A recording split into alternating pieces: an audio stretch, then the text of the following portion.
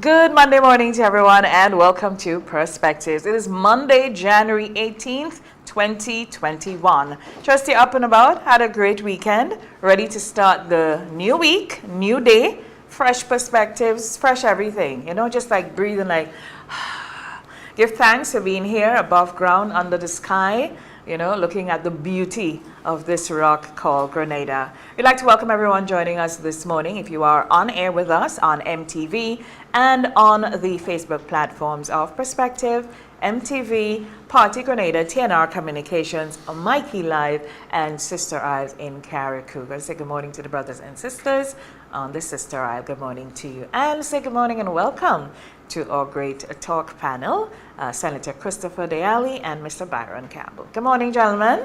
Good morning, Brenda. Good morning to everyone out there. Morning, Brenda. Morning all. As well. Morning all. Morning. How are we doing this morning? How was the weekend? I think I'll lead it off, Chris. Sure. Okay. Well, good weekend as usual. But I wanted to throw a couple points. I want to particularly welcome all the farmers. Say good morning to them. That we are starting the dry season from this month. But there's some good news. Some regional projections are that we'll have a prolonged wet season going into March thereabouts, so farmers would have a bit of extended rain. It wasn't heavy showers like flooding, but we'll have a fair amount of moisture rain coming in. So that's a good thing. At least that's the projection. So I want to say, guys, you're planning, go ahead. You know, things like cabbage and different crops you can go ahead with. In Parliament this week was there was the debate or discussions on the Grenada matter. You know, Chris in particular, for me, you're a senator, so you relate to these political matters well. There's debate on the source of money and where we are and how we go forward. You know what concerns me? What concerns me right now is that we have an opportunity for renewable energy. I'm concerned about the management and the reliability of the business of Grenada. The government has made it clear that, look, they don't intend to manage this, and that's good news. I want to hear that. I'm comfortable. But so ownership is important, how we divest and give the public wider ownership in the company. And finally is the cost and affordability. That for me is important. And Brenda, I have a question for Chris.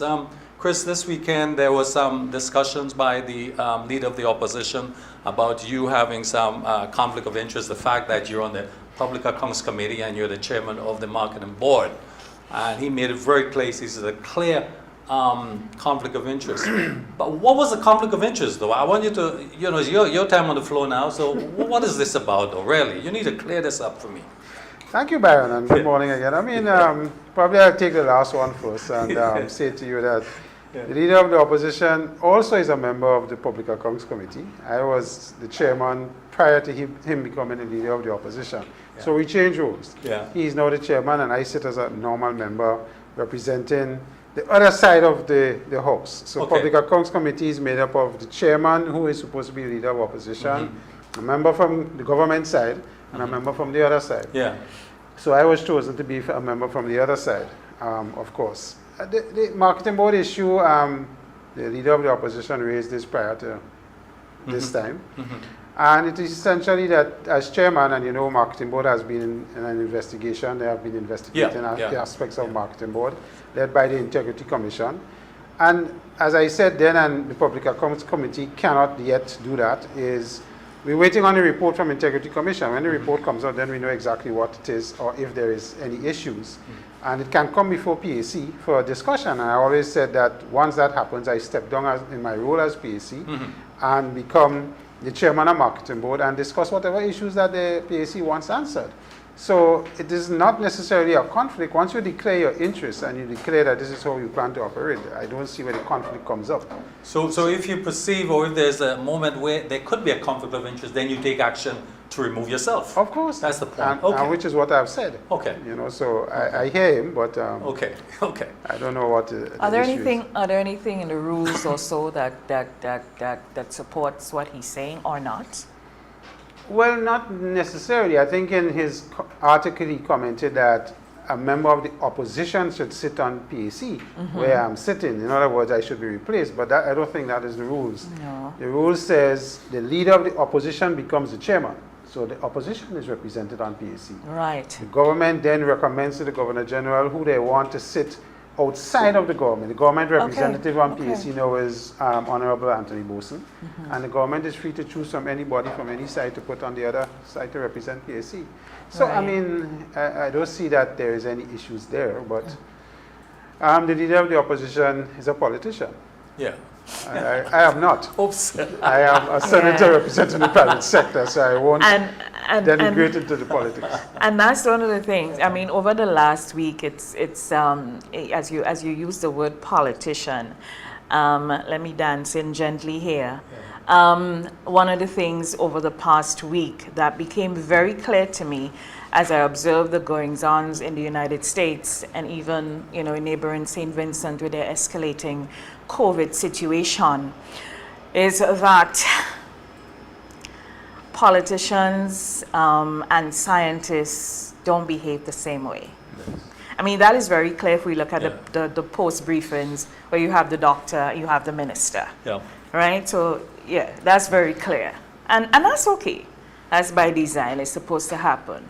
But for the most part, sometimes politicians, they don't seize the moment to vary their style to suit the situation. They become very protectionist, if you will. Self-preservation. I guess they're thinking of the next election, the next, and that's very, very clear from everything that happened in the United States, the way the Republicans are responding, and we can't seem to wrap our heads around it. But as you listen to these people speak, you realize it's not out of empathy or care for what could have happened at the Capitol, what did happen at the Capitol, the fact that 5 people died, and concern as to whether it can happen again, so to make sure it's consequential, so no other president think that they can do it. They were concerned about the next election, retaining power. Yeah. And in St. Vincent and the Grenadines with the escalating COVID situation, PM Gonzalez, he's toned down a bit on the kind of conspiracy jests, but he is still, I don't think he has wrapped his head around his local situation and how people are suffering. And not only that, it's a volcano, it's dengue. So it's a lot happening, and we just, it just makes you sit back and say, wow. I always say I have a unique perspective in Senate, and that is I am not a politician. Right. As an independent senator, you get the freedom to say things that a politician cannot say. Right. And I always say that is a good thing because, the politics of the matter, yes, there's a 5-year cycle. So the politicians have to manage that and manage the issue of voting. And it is never an easy job for the politician because you say something one way, you have to always think about the possibility of votes or not getting votes. So it's a delicate balance between reality and what you can say versus what you can say in terms of losing votes and losing the popularity. And that is never an easy balance and never issue to deal with. So I don't envy politicians and their jobs. It's a difficult scenario. And if you want to get programs achieved and they cannot be achieved in a 5-year cycle, it's an issue of how do I make sure I stay to get things done, and sometimes with good intent. So it's never easy. I mean, I am privileged enough that I can say what I want. Sometimes I tell my politician colleagues, I'm going to say it for you because I know you can't say it. But as you talk about Parliament too, I think I rather prefer where there is opposition, For me, it's more interesting. It puts the parliamentarian a bit more, you have to think more, that's why I be listen more to the careful. Senate debates. So I like the debate aspect, and I want to see more of that and a greater balance. But of course, the people decides. Well, ultimately, yes. But I was listening to the debate again on the Grenada, and I mean, all of it is not truth, but at least it's a perspective, as I was showing you, yes. Yeah. Mind you, the pandering is on both sides, those who aspire to become and those who are present. Of course. Yeah. Because what is becoming very worrisome and wearying is that those who aspire to become, they are not offering up new ideas per se. It's just a constant beating of the head. And the human being, empathy runs deep in people's veins. Just think of the word empathy. And I mean, sometimes the more you beat, the more the masses look on and say, let me hold on to the underdog, or let me hold on to the person that's getting beat. So we have to be careful with the beating and the banging, because while we beat, we should offer up, you know, and that's across the spectrum. I don't want anybody to sit wherever they are this morning and figure, that is for me. If it's for you, okay. You know, they always say, Drink you know some what you lemongrass with it. You know what you have, you don't know what you're getting. And that holds true in almost every circumstance where there's possibility of change. Yeah.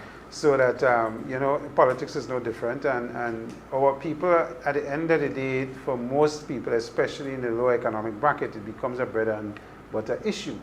And how politicians roll out their policies and what can happen to them, whether they have a job, the possibility of getting a job. And so there's a lot of those things. And then you have the social side of the country, there's social issues to deal with and those who have difficulty. So, you know, I have always said in Senate that a small country like ours, we spend in excess of $30+ million a year on social programs. It's a huge figure. But then when you look at certain situations, the question becomes, can we not afford to spend the money on these social programs? But Byron is in a program that touches of course, lives of I know people in a it's social important way.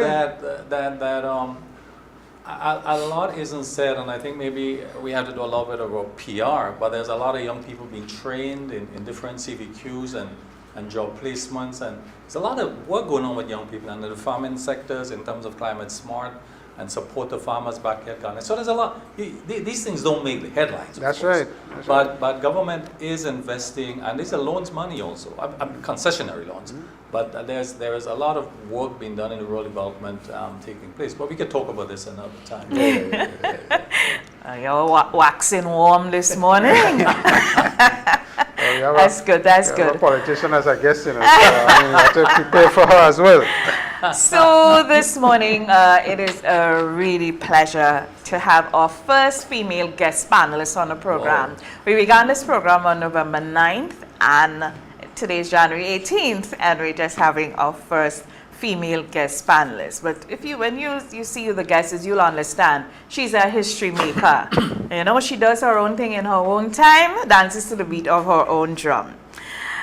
She received the command of the most excellent order of the British Empire, CB, for services to education, trade, unionism, and foreign affairs. And upon receipt of the honor, she said, and I quote, "I hope to inspire young people, and I hope to inspire women, especially persons who have come from humble and poor backgrounds, to let them know that throughout your life, it may be a challenge, it will be a struggle, but you can do it.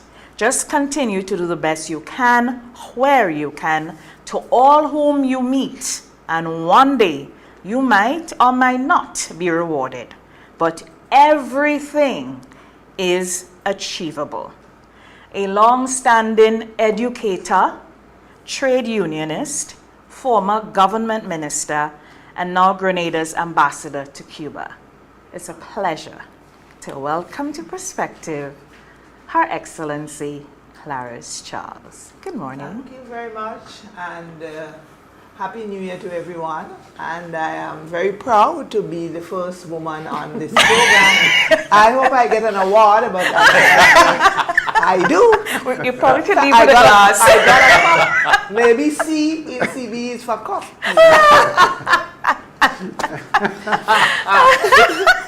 Never know. Yeah.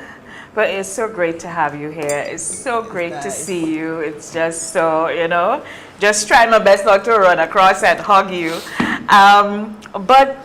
Ambassador, COVID, how did it feel for you to watch firsthand the massive global humanitarian response by Cuba? Right, you're ambassador to Cuba. As you sat there in Cuba and you looked on at the pandemic and the massive humanitarian response that Cuba as a nation, with all its challenges, gave to this pandemic. Just how did you feel? And while you're at it, if you could just, you know, give us some views on Grenada's ongoing response to COVID. Well, when COVID began, a lot of us were sort of mesmerized because in the sense that we behaved something like the China flu. We looked at it like that. It was so far away in China that we did not pay much attention. In Cuba, like in most of the Caribbean islands, it was imported. It came from Spain because Cuba has a lot of Spanish visitors, Italian visitors, and so on. But Cuba is different in many ways from Grenada because of the political system. And therefore, what they were able to do is to quarantine whole areas. So they might quarantine a block, 10 blocks, and they would bring food, and you cook whatever is brought to you. Then they cut down public transportation and so on. Now, since Fidel came into power in the revolution, they have concentrated a lot on education and health. And Fidel always said that Cuba should not be giving what is left over. You give what you have. So you don't wait until you are finished eating to give what is left over on your plate. You give before you start to eat. And that internationalist spirit has always been there. That is the spirit that moves the Cuban population to help others, even if they don't get help themselves. It's a country that's full of pride in what they do, how they help others, and how they help themselves. So Cuba has, in every province, sometimes more than one university, more than one medical school that trains medical personnel. So for example, if you ask Cuba, can I have 5 nurses? We take it for granted. I go and I pick 1, 2, 3, 4, 5 because they can speak English. The first thing Cuba would ask you, in what speciality? Pediatric nurse, anesthetist nurse, whatever. We don't normally say that a nurse is a nurse. A nurse is not a nurse in Cuba. Right. And you have specialists. In order to work in certain hospitals, you must have more than one specialist. Cuba Cuba, for example, work in groups. You see, they have the Reeves Brigade. It's an international brigade that go from country to country helping people. It's called the Reeves Brigade after one of the doctors. And that brigade has gone in countries that are so better off than Cuba, so much better off than Cuba. But it depends on where you spend your resources. So sometimes we look at Cuba and we say, oh, these people are suffering and they don't have this and they don't have that. And I say to even Cubans, listen, you can be in a big Western country like America, for example, England maybe, and you can die of cold with a Nike sneaker on your feet. In Cuba, you won't die. You might be wearing a slipper or sandal, but you won't die for lack of medical care. You won't die for lack of housing. There's nobody sleeping on the streets. So Cuba has concentrated first on education and then on the medical. Thus far, they have positioned, registered is the word, 2 vaccines with the WHO. And they have 2 in the making. So they are really looking at clinical trials and working with the WTO so that when the WTO gives the go-ahead, they can start. Of course, these vaccines, if they have to give it to third world countries like Grenada, will be much cheaper than any other vaccine. And working with the WHO, I think CARICOM has made a decision that they are going to work with the WHO as well. Yeah. So that any vaccine must be approved by the WHO. Correct. Right. So of course, you cannot tell a country what vaccine to use, whether it has to be approved by the WHO or not, but CARICOM has made that decision. You know, Brenda, just to follow up with Ambassador on this question of COVID, you never hear about Cuba and the vaccine, eh? No. Western media flooded us with all type of Pfizer and course, Moderna and so on. Yeah, You even hear that China also had a vaccine, but China nobody has 2. cares about these things. But I think for us, the one thing of being third world, so to speak, in inverted commas, is that you tend to be a phase lag in you getting anything like that because you're not in first world. And that could be a good thing. I've said that before. That could be a good thing. By that time, probably we may have some from Cuba or wherever. Right fit. And we didn't have to have 2 doses. We didn't have to have 2 shots. It might be a single shot. And all the speciality with how you store it and all of that. So that could be a good thing. But just to ask the ambassador to follow up, how has the virus affected Cuba and how have their response been? Because you don't get news about Cuba per se to us in this Western media to control. So, we had spiked and so on, and the cases. How have they been managing COVID in their country? It has been very difficult, very, very difficult for Cuba because they have a lot of tourism. And in Grenada, people tend to look at tourism as cruise ships and hotels. And it's very sad because the hotel industry is a total industry that involves the whole country. Whether it is the farmers, the people selling the coconut water, the fruits, those who do flowers. Yeah. I mean, if you really look at tourism, I don't know that you have to tell an educated person that. However, Cuba is the same. If the craft is excellent, and therefore they have involved a lot of money in teaching craft and so. So when you come there and paintings and so on, the whole country is like an artistic place, like a museum. So it has affected them. But the Cuban people are so strong with respect to challenges. There are no complaints when they have to stand in a long line. People just do what they need to do. So you would go into the line and you won't be bawling, what a big long line. They don't do that. They go to the last person in the line and they say to you, Ultimo, meaning, are you the last person? And they go behind you. That's how they do. And they help one another a lot. They have learned to help one another. I could not have survived without help during that COVID time when the country is shut down. There is no transportation. The borders are closed. Without the help of Cuban friends. And I'm talking about ordinary Cubans. I'm not talking about ministers or anybody in any ministry. I'm talking about people I've met on the streets, in the market, and so on. I would also like to say that Cuba also has an antiviral drug. So while they are waiting on the vaccine, they have given out this antiviral drug to everyone.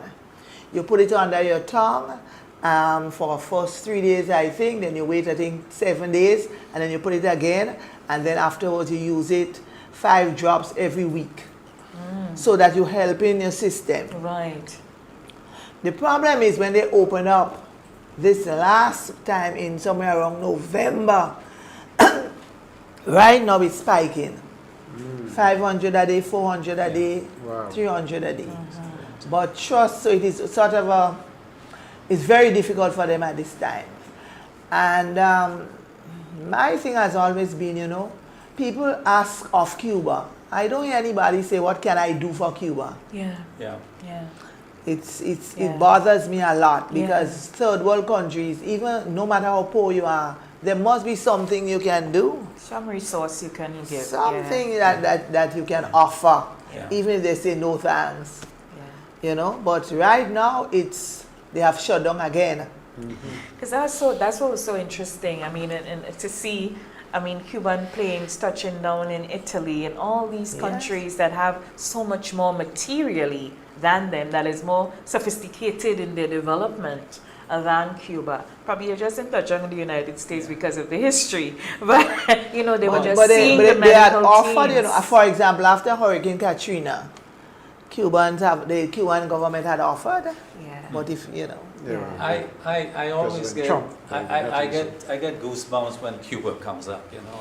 It's and I want to congratulate Ambassador Charles for the work she's been doing there. And the things she said about it and her experience there. But I have 2 issues here, Ambassador, that I'd like you to look at. The first one having to do with Grenada's relationship with Cuba. That was at its peak in the, could go further back. My grandfather went to Cuba to cut sugar cane, by the way. So I have a history there, But going back to the revolution, with that relationship, and then post-revolution, that relationship, that just recently I'm looking for an agronomist, and you know what? Trained in Cuba. Excellent. And we've seen this I mean, this is happening now and everywhere, and they've made a big difference to our lives and our development here. But I want to ask, that question is, what, in your mind as ambassador for a number of years, what is the benefit as resulted to Grenada as a result of that cooperation and that collaboration with Cuba? And the other point I want to raise is that going back to 1960, there's been a comprehensive economic embargo by the United States and Cuba, affecting it. I think the numbers that are coming up in the amount of 130 billion in terms of the cost to the Cuban people and the suffering as a result of that, whether it's in economics or health or different areas, you know, that it has hurt. And we've had, in the past few years, in the past 26 years, we've had at the United Nations 187 countries voting in the United Nations to for the end of the embargo, economic embargo on Cuba. That is hurting, that is illegal, that is wrong, and yet it continues. And it's a mutual thing. I'm to understand, Ambassador, too, that there's been, Cuba has developed remedies for lung cancer, and Americans can benefit. So it's a two-way. It's not only Cuba, it's both ways. But what from your experience there, the other part of the question, what has been what's the result? What are you experiencing there as a result of that economic embargo, illegal economic embargo on Cuba that you said, President? Well, you can see it as soon as you enter, that even from the airport, that it is more or less different. You know, you go and you see certain things that you see in other airports, just in the duty-free shops that you would not see there. You go into the shops and it's almost empty in some cases. Now they are buying from Latin America and Mexico, Central America and so. You see it in the lack of medicines, because sometimes you make medicine, but you need the base from the United States, medical equipment.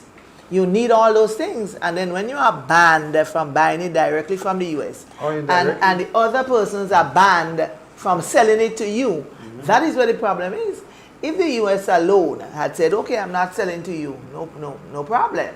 But if you are punishing others from selling to that person, then your jurisdiction becomes extraterritorial, and you are entering into the internal affairs of other countries. But I suppose might is right. And that is one of the major problems in Cuba. Cuba has a lot of local medicines that they make. I don't think that we in the Caribbean bother too much. I find it odd that when we look west, and we don't look north. And we don't think of Cuba enough, except if we want something. I'm going to be very blunt. Except if we want something that we cannot get. Then some little body says, why not ask Cuba? It hurts me a lot when I see what Cuba is going through and how they are helping and how we take it for granted. Now you go to, as Byron was saying, in the 1920s, 30s, our relatives went to Cuba to work in the sugar plantations. And since I've been there, I followed in the footsteps of former ambassador, I think Vyra McQueen. She started a process of getting Cubans of Grenadian descent. So now I've gotten about maybe 50 of them. Really? And yes, and I have someone came to Montmartre, as a matter of fact. DNA, when I posted a picture on the Facebook, people in Montmartre said, she looks as auntie this and auntie that, and they sent for her. And so therefore there has been that relationship with Cuba since that time. And during the revolution it was strengthened. So depending on your age in Cuba, if I say I'm from Grenada, and the person says, oh, Morris Bishop, well, I'm a queen, I'm treated so well, and you know, then I know the age of the person. If the person says, oh, Kirani James, then I know the age of the person. So they have Grenada close to the heart. Once you say Grenada, you get special treatment. What was your first? I was talking about the relationship with Cuba in terms of that exchange, the economic, particularly from the economic point of view. Talking about the Grenada in terms of our benefits over the years. What has that meant to Grenada? Well, if you, for example, look at the Ministry of Health. The Dr. George Mitchell was trained in Cuba. At one time, the minister was trained in Cuba, Dr. Claris Modeste. Go into that Ministry of Health, go into the hospital, and you will see. the That's true. impact that Cuba has had on our health system. Pharmacies as well. If we use it wisely. Yeah. Dentistry. Well, what has happened we have engineers that Cuba used to train one time 10 engineers a year, and we still don't have, because when the bond is over, they leave. Soon as they have finished the bond, some don't even finish the bond. They pay off the bond, and in 2 years they are gone. So you have to keep on training and training and training. But I am thinking that if any entity, whether in the private sector or the NGO or whatever, and you need personnel and you need to pay, you look to Cuba to help you, and you help them. Yeah, Because that's that person gets to see another country, an exchange of culture, and you get to help them, because they make some money off that exchange. Right. They do. It's like foreign exchange to them, so it kind of boosts Yes. them, right? So I think we should look at that. We should look at the medical field, because even when we complain about agriculture and we don't have this, we don't have agronomists, Cuba has. They keep training. They have special universities for everything. So most times the university that you go in for medicine is not the one you'll go into for agronomy. Right, right. There's As you been talk some- about go ahead. as we are on the diplomacy side of things, like the economic and material benefits and the exchange of experience and expertise, as you've just alluded to, in this dispensation, post-COVID, well, not post-COVID, we're still going through COVID. We hope to be post. Yeah, Ambassador, how should countries like Grenada, how should countries like Grenada manage their international engagements in this period? Well, we'll go right back to Cuba, because apart from the United Nations, Cuba has the most ambassadors and embassies. So if you want to build relationships and so, you can start in Cuba. Almost the whole of Africa is there, and there's an African group of ambassadors. The Latin America would have the group of ambassadors. The Caribbean has its group of ambassadors. Europe has its group of ambassadors, and they meet regularly, like clubs. So you have the Caribbean, you have Latin America. You have the Caribbean and Latin America as one group. And then you have Asia, you have Africa. And therefore we can use that position that Cuba is in to meet with these ambassadors, because many times you go to the United Nations, people are busy running here and running there. Cuba has a more relaxed atmosphere where you can meet people and build the relationships. So I think we can use Cuba, because Cuba has a lot of lessons to teach in diplomacy. How could Cuba, as a small country, isolated, end up at that level where you have about 124 countries represented there? It means that they have been working on the diplomacy. But you talk about diplomacy too. We know under President Obama there was an initiative. Of course, he couldn't go all the way because of the Senate, the Congress. But at the latest news we've heard from President Trump as he is demitting office is that he's reimposed or strengthened that economic pressure, so to speak, as the final word. I mean, you're optimistic. State sponsor of terrorism. State sponsor of terrorism. That is what he just declared Cuba. Yeah. And it's not the government of Cuba, you know. It is the ordinary Cuban person Naturally. who feels affronted, who feels really annoyed by that. So sometimes when people talk about Cuba, they think about the government, and the government is communist and socialist and whatnot. These things only make the Cuban people more resolute and hate America. When you meet ordinary Cubans, people would normally say, you know, I don't mind America, I have no problems. But when they are feeling the pinch, they would say, but no, that should not be so. And when Obama was there, you had Americans coming to Cuba for medical attention. Yeah. I remember going down the steps of a hospital, and I heard this gentleman speaking. And I said, hi, who are you? You are visiting somebody, or you are doing some research or something like that? He said, no, I'm a patient here. I said, here? He said, yes. I said, why? He said, because it's cheaper. So I've met Canadians, I have met Americans coming to Cuba for medical attention because they do medical tourism. Right. They do medical tourism. They have international hospitals for that. Right. It's ingenious. We have a university, so we could get to that point, or we could probably develop a hospital for medical tourism. That could be a big thing. Yes. I think that's in the 2035 plan, It is so part I of did it. see part it as And, part of and you that. could incorporate Cuba into it. Yeah, absolutely. Because they have the history and the knowledge.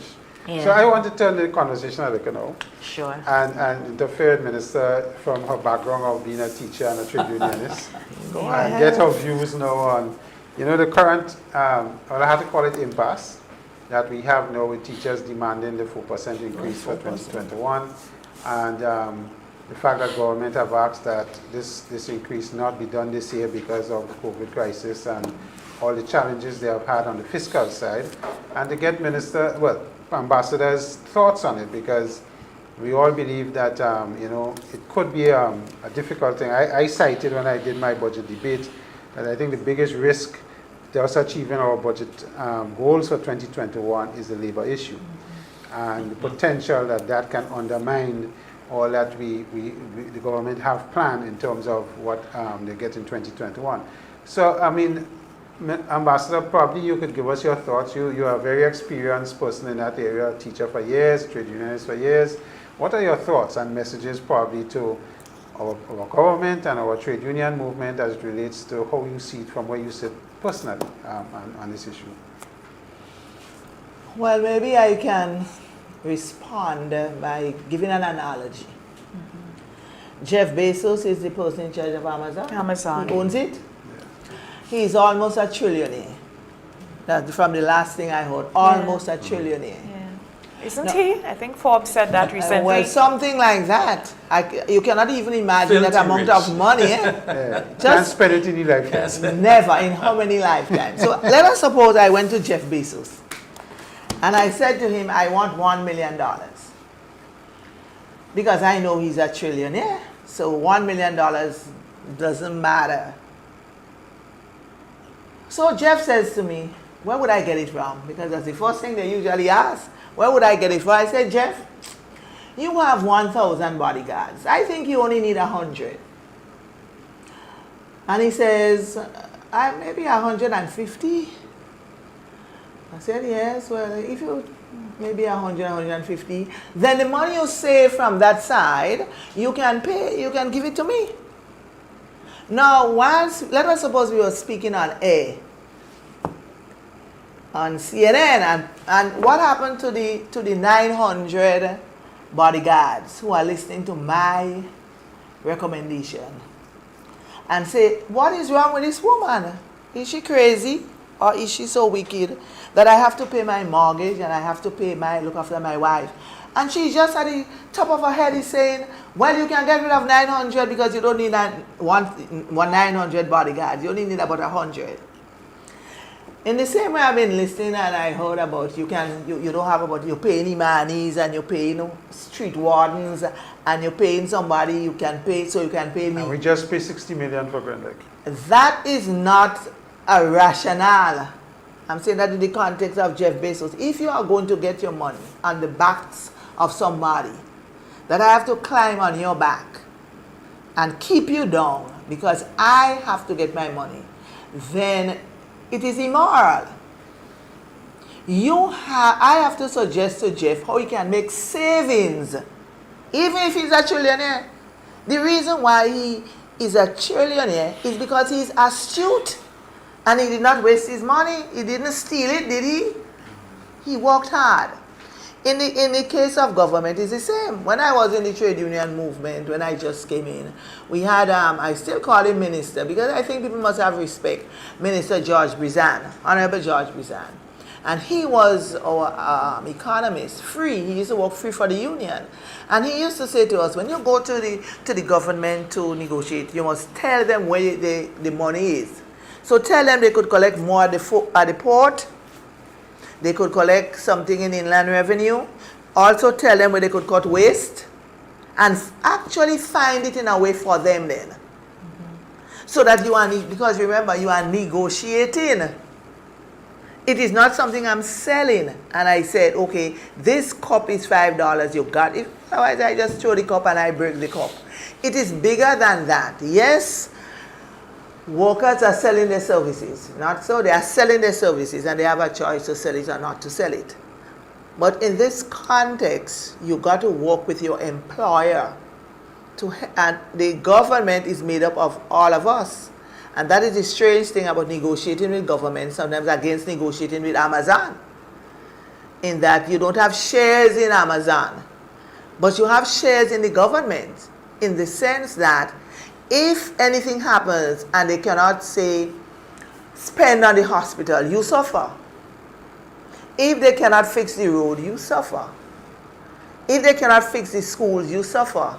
So you have, this is your share, your investment in the government. So you cannot say that this is the government and this is the union, because they are looking at the government as a party. No, it is the government. Anyone who is there is the government. The party will go, but government is always there. So if you look at government in that context, you are actually negotiating with yourself.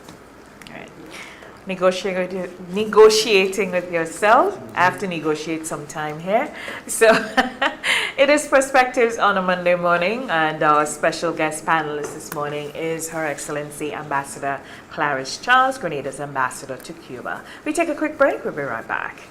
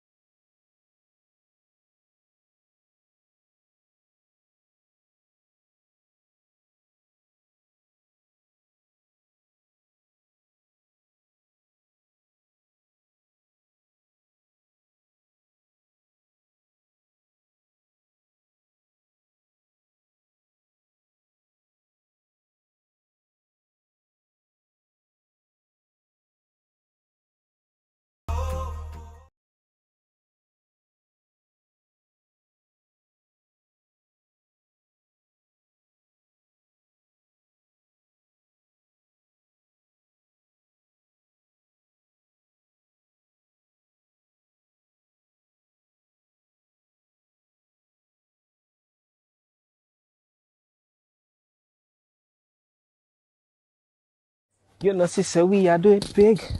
Much more to life than just living. This holiday season, I'm not taking any chances. I'm wearing my mask. And you should too. I'm COVID-19 smart. Are you? A message from the Ministry of Health. You know, sister, we are doing big like the wind. Big like the wind. Dreaming of taking a break and escaping to an idyllic, happy place? Well, finding it does not require you to go too far. You already live in paradise. All it takes is for you to go out and discover it. Grenada, Carriacou, and Petite Martinique are blessed with a wide variety of accommodation that satisfy any taste and budget. Find the one that suits you and your family and treat yourself while having peace of mind that your health and safety is a priority. Knowing that we have gorgeous waterfalls, stunning beaches, and flavorful cuisine, let's be tourists in our own islands and enjoy paradise at home.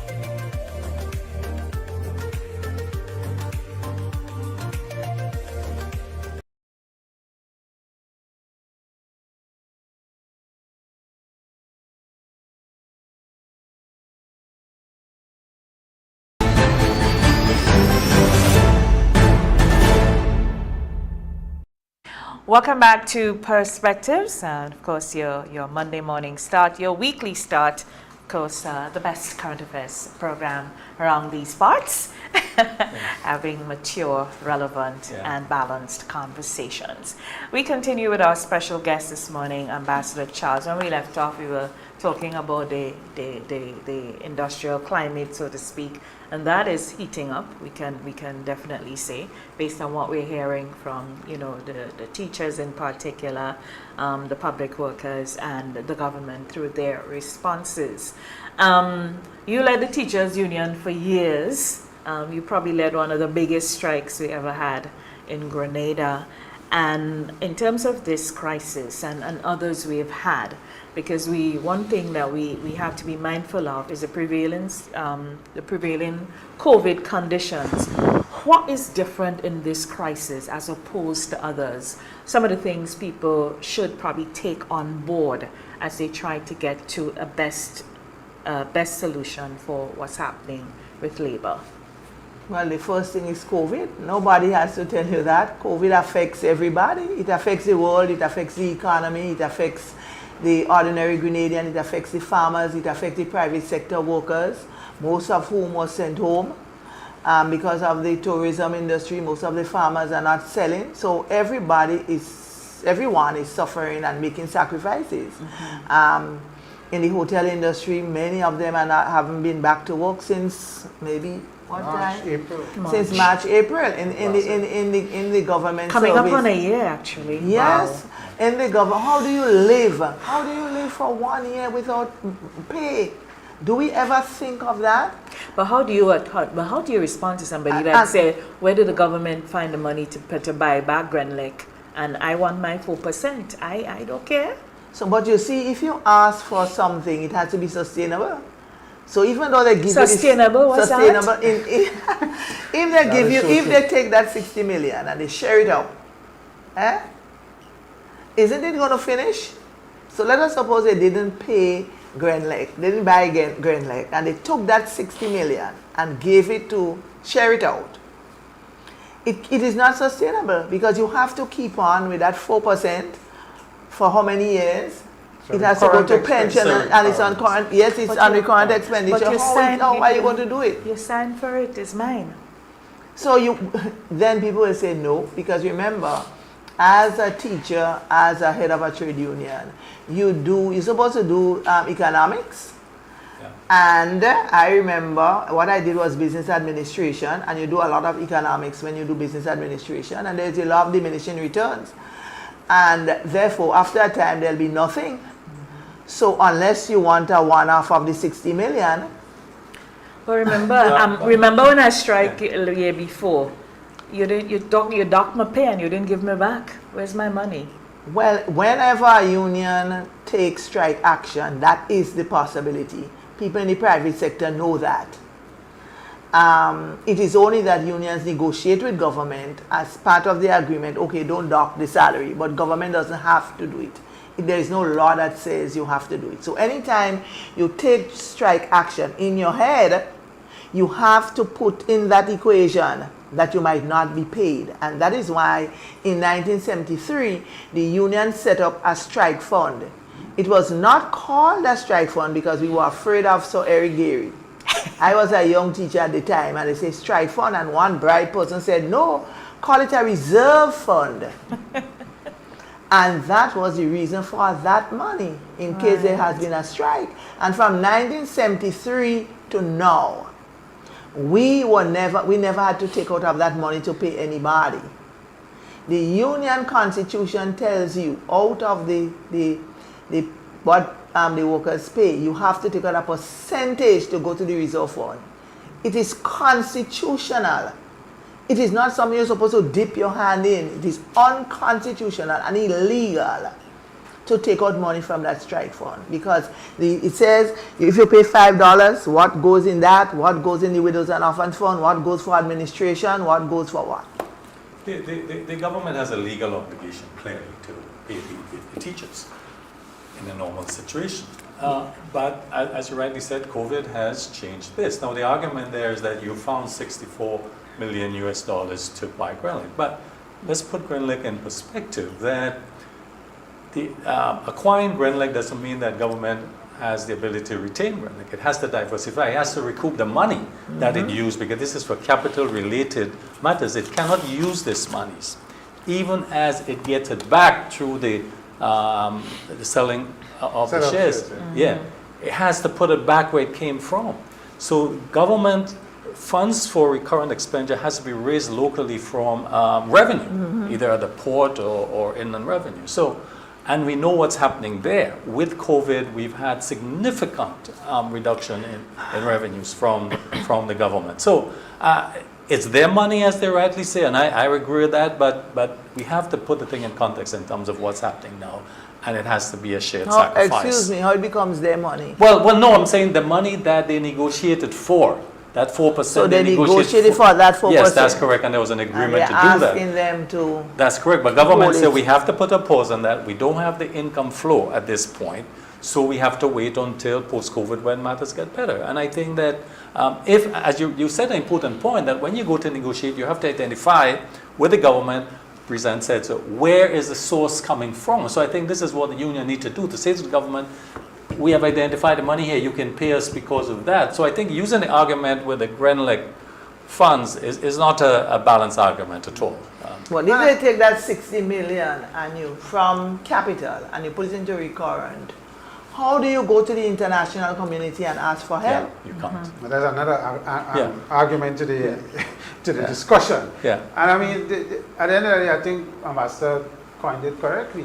This is a recurrent expenditure. Yeah. Yeah. And this is something that is going to be happening every month. That is one. And we're not saying that the teachers are not entitled from the sense that the sense that an agreement was signed and there's a legal responsibility to meet it. Yeah. But in every situation, COVID has shown us that this is unusual circumstance. Yeah. What we call in technical language force majeure, in the sense that an unusual circumstance you could postpone things. It's an act of God. Yes, you could postpone things, and I keep saying that you can't ask one side of your society to sacrifice, which is private sector, farmers, hoteliers, this, that, and the other. Yeah. And here we have government workers. Thank God for that. They never lost a day pay. The government found money to pay them every day, every month for the COVID crisis. And now we're saying, listen, guys, we keeping your jobs, the jobs are there, you're going to get your same pay. However, let us put a postponement on this for a time. And I have difficulty sometimes not understanding how we can't reconcile that everybody else is to make sacrifices, but this group of public servants decide that they must not make sacrifices from that sense. And that sends a message to me that all of us have issues, all of us have responsibilities, all of us have bills. But as Honorable Ambassador said, how do you deal with a person who have lost their job April last year and have no real source of constant income and have families, single mothers, and you're telling them, look, we don't want to take no cut, we want money, and this person has zero? As we hone in on the folks who lost their jobs, it's just popped into my head. The stimulus package. That I mean, and as we talk about the international community and going to get additional funding and so on, wouldn't that kind of be on a line somewhere as additional government spending? Yeah, well, I mean, because that was money because of the situation. The government so that was a huge right. Okay. Because and to that, I just want to add finally. I'm just trying to rack up all the. I just made an approach to my chamber and said to them, we need to come together with the GHT, Tourism Association, to see if we could put some sort of paper to government. Because let me tell you, Brenda, between now and June, there are a lot of hotel plans that may be facing bankruptcy. Yeah, that's a real situation. Because a lot of our hotel plans have heavy debt loads. Yeah. Right? And the Grenada issue is a great one from the point of view of reducing costs, and we can discuss that. But the issue of how do they meet the debt obligations to the financial institutions come end of June going forward. Yeah. Remember, a lot of them were depending on this UK market to come back in the winter season that is finishing. Yeah. And the lockdown in the UK and European countries have now significantly thrown them into a tailspin. Yeah. So here you have these businesses, these huge debt loads, whether it's overdrafts and whatever, can't pay. Yeah. The issue is, do we send home all the workers? Do we shut down the plant totally? Because costs will keep climbing. And what do we do? I mean, it is really tough. You have you have plants that running rooms of 235 rooms, and you have the quarantining at the facility, and you have staff in excess, let's say 300 staff members, and you have, let's say, 8 coming in for every 2 weeks. Just trying to give everybody something to do. That's the reality of the situation. And while some of us continue to get full salary, full benefits and everything. I love the statement Ambassador made. We negotiated with ourselves. I love that.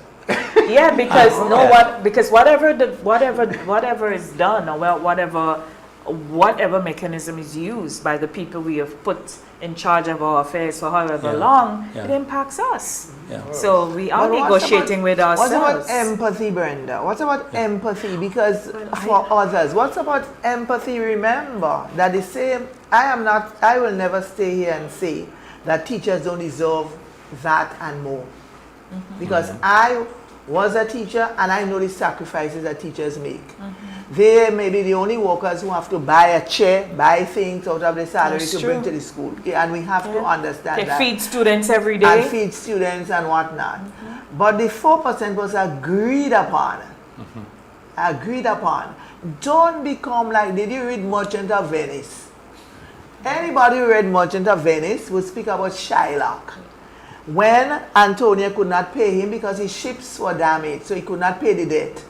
And Shylock wanted his pound of flesh. And then Portia said, if you can have your pound of flesh then, but no blood, because the agreement didn't say any blood. So take your pound of flesh, but no blood. And Shylock realized, well, I cannot take that flesh without getting the blood. So we have to be careful when somebody owes us. What is the position of that person? Because in daily life, our neighbor might owe us, somebody owes us. Most of the business places like courts and so are coming to people to refinance. And people are refinancing their loans in the bank, they are refinancing, courts refinancing. So therefore, if the government say, okay, I acknowledge the debt, but the government doesn't have to tell you there is COVID. As a responsible union, you go to the government and say, I know there is COVID and we want to make a sacrifice like all the other workers. And we will forgo. But do you think that as we go back to this, the Grenada thing, because we don't want to cast everybody out there who is saying they need their 4% as unreasonable. No, they need the 4%, right. Of course. So do you think that the very perception of it and the fact that, because sometimes language can do a lot of things to the psyche. So if the government's saying, well, we were able to get Grenada because there was a savings here and there was so when people hear these buzzwords, so to speak, they start to, so you're saving? So we're mine. So it's just, you're talking to teachers. Yeah, it's a human They're thing. supposed to know the difference between we depend on teachers. There are certain, if I go to a doctor and the doctor says to me, Claris, you have this flu, take these tablets, don't we take it? Because we depend on doctors, we believe in doctors. So if a teacher says to the students, do A, do Y, the parents believe in the teachers, not so? Right, yeah. So therefore we are supposed to believe certain things from certain people, otherwise we cannot live in this society. Yeah. If I go to a doctor and I don't believe in the doctor, what happens? Yeah. If you don't believe that the teachers are supposed to know certain things, how could they teach your children? You'll be doubting everything they tell the child. His history, geography, you'll be saying the earth is square. And just changing again for Ambassador, because I think her views are so important based on her experience where she's coming from. The Grenada issue, and Byron brought up the Grenada issue, and I want to say, I said publicly already that Grenada for me is not about what went. Yeah, we pay 60 million and we argue about that and whether that was the best price or we didn't negotiate properly and all that went on. To me, there's no water under the bridge. The issue for us has to be a couple of things. Cost. the unit cost for electricity going forward. Can we get that done? Because that touches everybody. Everybody. If we say we're 95% electrified in terms of the country, that touching everybody. Everyone. Yeah. So if we can bring down the cost, that is the most important thing for us in this acquisition. Yeah. The second thing is, can we get this cost down using renewables? Yeah. Right? And the importance of renewables. Not only treating renewables from a cost perspective, but also from the point of view of an investment perspective. Yeah. Can we encourage businesses, train our people, retrain them? Environmental. Environmental, Well, all the things that we signed on to in the GCF, it requires that. Correct. So that will tailor our behavior. So And that too is And optimistic. the final thing is, preserve what we have. Grenada is an excellent run company from the point of view of quality and reliability. Oh, yes. And you may question their unit costs, yes, because they're burning diesel, but at the end of the day, they have done us well. Yes. So we need to preserve that. Hence, government is not taking it on as a company to run, as Byron said. Absolutely.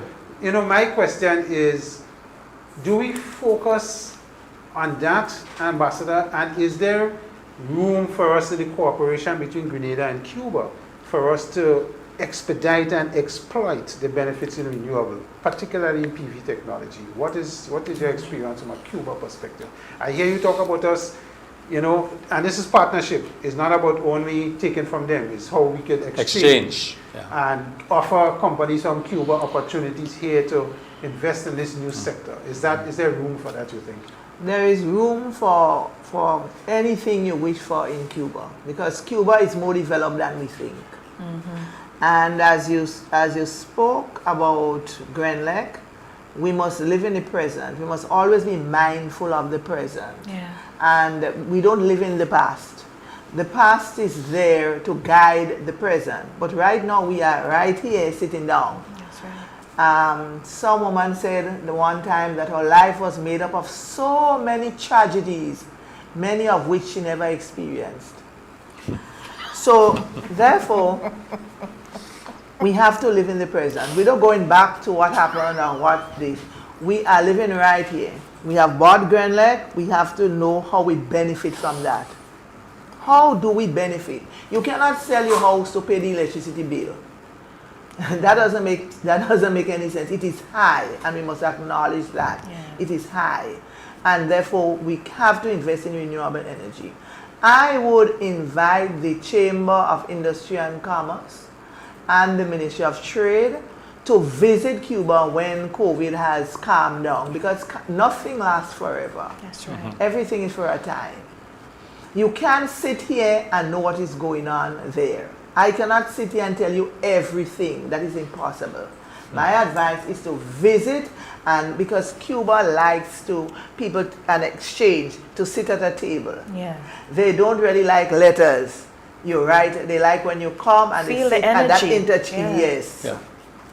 Excellent. I mean, I just think that there is so much opportunity there for us in this Yeah. Grenlec sale that I'm not worried. As I say, I'm not playing politics. From a private sector concern, our thing is cost, reliability, quality, and possibility for investment. Yeah.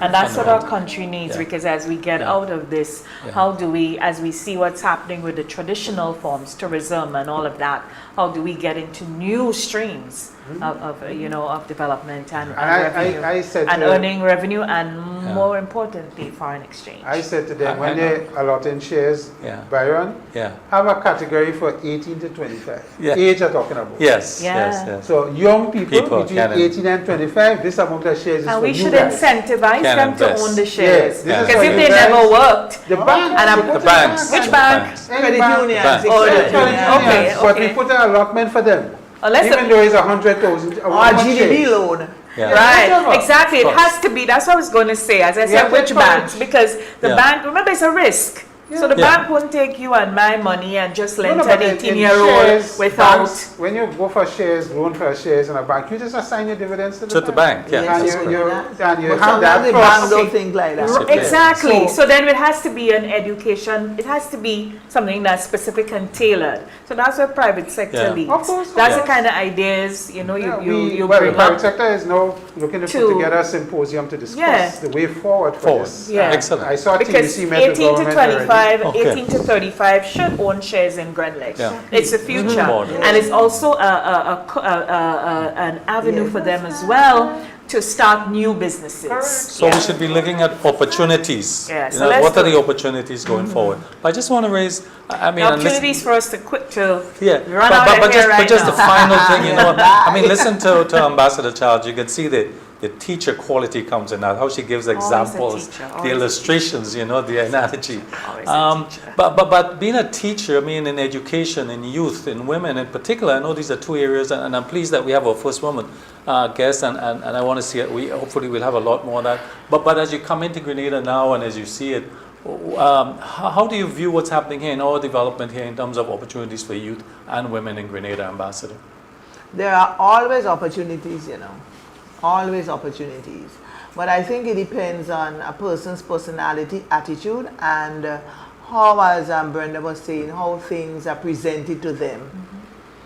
So the education system, for example, has to have a drastic shift from believing that employment is for you to write a job letter. We always write a job letter instead of a business plan. And we have to move from writing job letters to writing business plans. Yes. And I think when we do that, the economy will be better off. That's a cultural shift. Interesting. Yeah. That's the major cultural shift that has to happen, Yeah. and we've recognized it.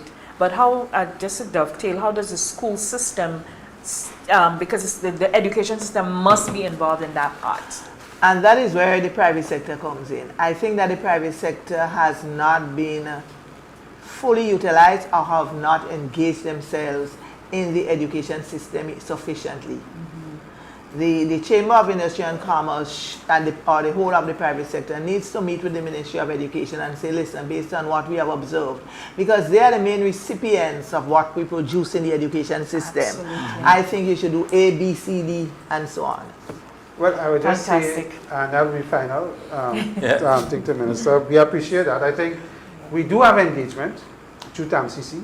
We have curriculum engagement through TAMCC with Ministry of Education.